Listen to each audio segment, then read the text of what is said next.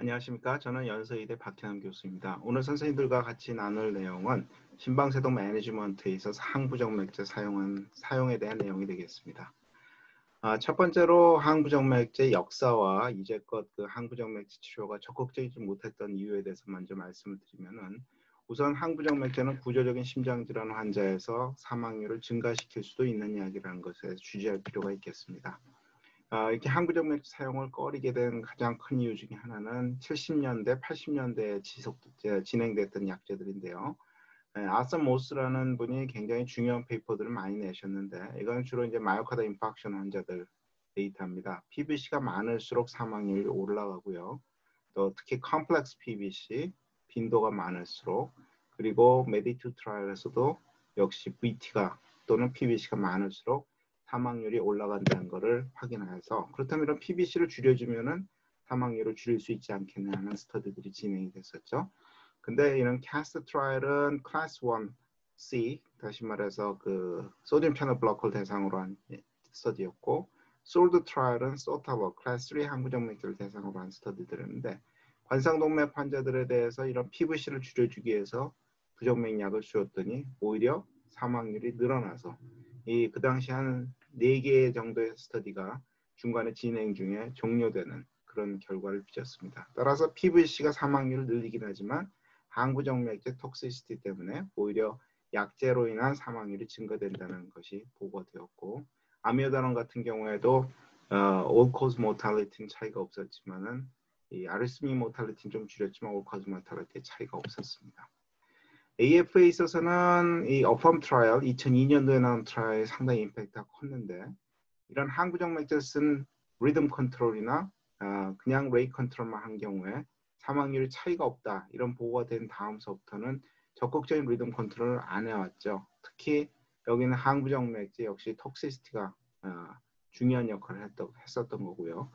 여기에 이제 반전을 주는 스터디가 아테나트라라고 드로네다론을 대상으로 한 스터디였는데 2009년도에 발표했습니다. 심방세동 환자를 대상으로 해서 드로네다론을 쓴 경우에 플라시보보다 사망률이 줄어들어서 항부정맥제 중에서는 클래스 1이나 3 항부정맥제 중에서는 유일하게 사망률 감소가 증명된 이런 스터디가 되겠습니다. 아까 어펌 트라이에서 리듬 컨트롤, 레이 컨트롤 간에 차이가 없다고 이야기를 했었는데, 내용을 조금 더 뜯어보시면은 실제로 사이너스 리듬을 유지시켜준 경우에 사망률이 한 47% 정도 줄어들었고요. 와파린 사용하는 경우가 사망률이 줄었고, 반면 리듬 컨트롤 드럭, 다시 말해서 항부정맥제가 사망률을 늘리는 것으로 보고가 되었습니다. 이렇게 항부정맥제 톡시시티를 걱정하기 때문에 이런 심방세동 치료에 있어서 항부정맥제 사용이 자꾸 소극적이 되고요. 도수도 가급적 낮게 쓰고 이러다 보니까는 효과도 떨어지게 되는데, 이런 캐네디언 트라이얼이나 세이프티 트라이얼 보면은 항부정맥제를 써서 사이너스 리듬을 유지시킬 수 있는 확률이 1년 후에 뭐 한 40% 내지 70%, 70%는 상당히 높은 비율인데, 이건 아미오단에 국한된 얘기고요. 대부분의 항부정맥제가 40%를 못 미치는 것으로 보고가 되고 있습니다. 이렇게 항부정맥제 유효성, 안정성이 낮은 이유는 앞서 말씀드린 바와 같이 약제 톡시시티가 많고, 또 이런 아이언 채널 블로커이기 때문에 개인의 유전적인 차이가 또 영향을 미치는 것으로 생각이 됩니다.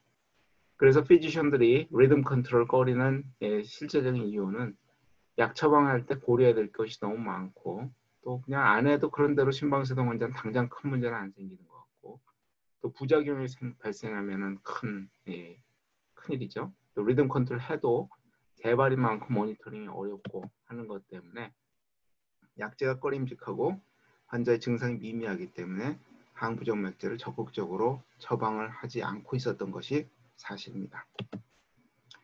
그래서 우선 항부정맥제 사용하기 앞서서 선생님들이 아셔야 될 원칙, 첫 번째는 항부정맥제는 그다지 효과적이지 못하다. 특히 서든데스 위험이 있는 환자에서는 피하는 것이 좋겠다. 두 번째, 항부정맥제는 그다지 안전하지 않다.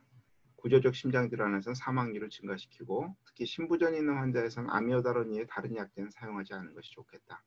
그리고 근만성 부작용에 대해서 지속적인 모니터링이 필요합니다. 그렇기 때문에 심전도로 증명된 부정맥에 한해서 심전도로 효과를 확인한 최소 용량을 선택하는 것이 항부정맥제 사용의 원칙이 되겠고요.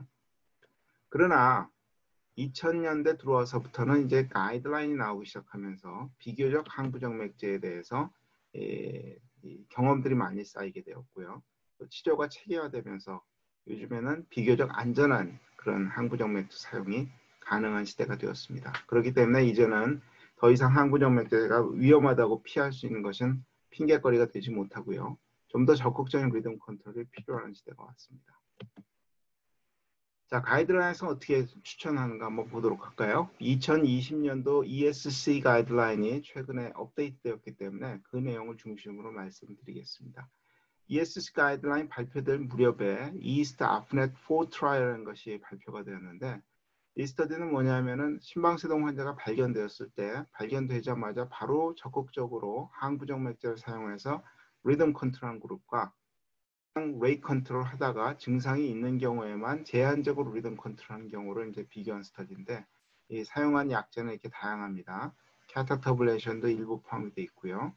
그 다음에 그 유주얼 케어 그룹에서는 리듬 컨트롤 약제 들은 경우가 2%밖에 안 되죠. 나머지는 전부 다 처음에는 레이 컨트롤로 시작을 했는데 팔로우업을 해보니까 early rhythm control 그룹이 다시 말해서 항부정맥제를 사용하여서 심방세동을 사이너스 리듬으로 적극적으로 돌려준 그룹이 usual care, 증상에만 준해서 치료한 경우보다도 사망률을 한 20% 정도 줄여준 것으로 리포트가 나와서 이 스터디가 상당히 항부정맥제 치료에 있어서는 굉장히 중요한 랜드마크 스터디로 앞으로 사이트될 가능성이 있겠습니다.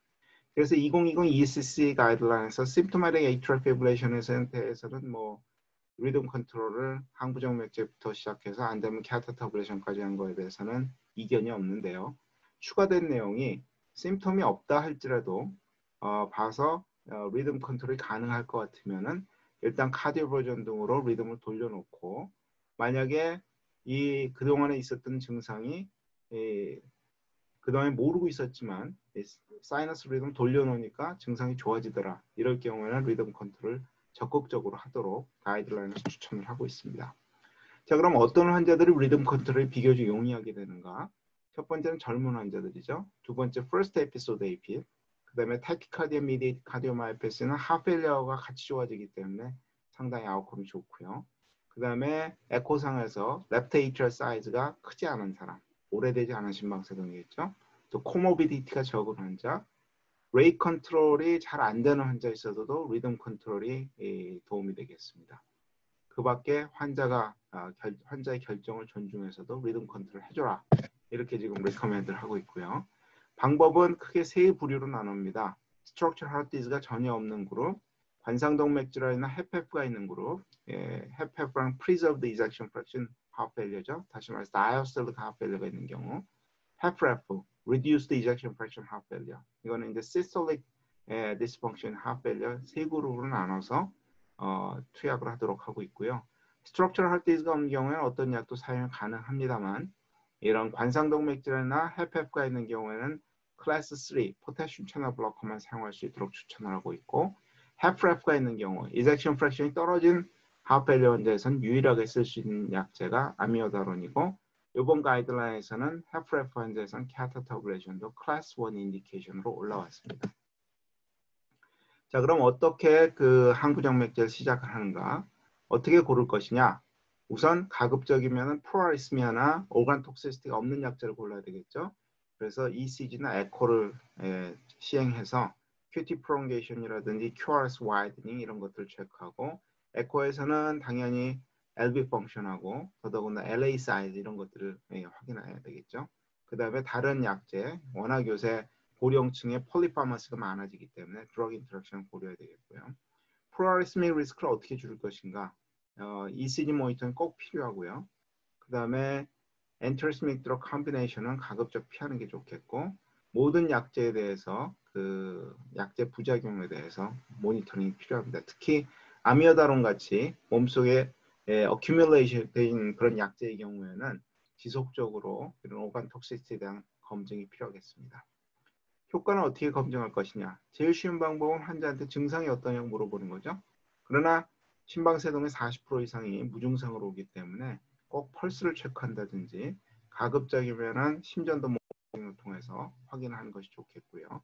간혹 항부정 맥제를 쓰면서 리듬이 느려지는 환자들이 있습니다. 특히 사이너스 노드 디스펑션이 동반되는 환자에서는 이런 경우가 생기기 때문에 이때는 페이스메이커 같은 애주번트 인터벤션이 필요할 수도 있겠습니다.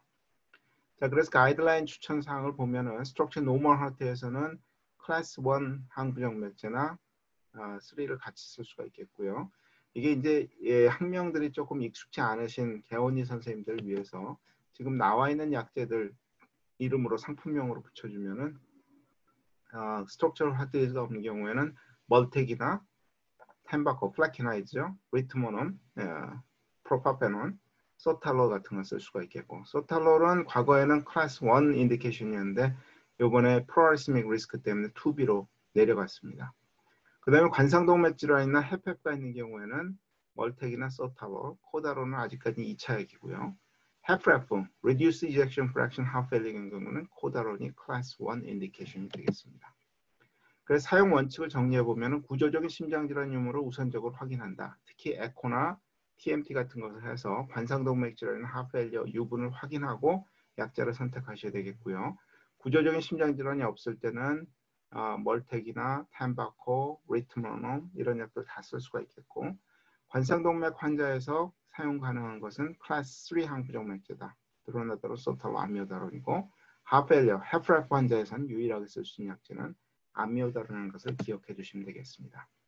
자, 그럼 여기까지 일단 그 강의를 정리하도록 하고 그 다음에 질문을 먼저 받고 이어서 하도록 하겠습니다.